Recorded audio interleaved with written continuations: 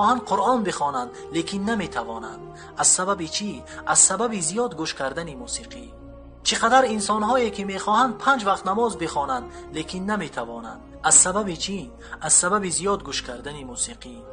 چقدر انسان‌ها در راه بد میروند. از سبب چی؟ از سبب زیاد گوش کردن موسیقی.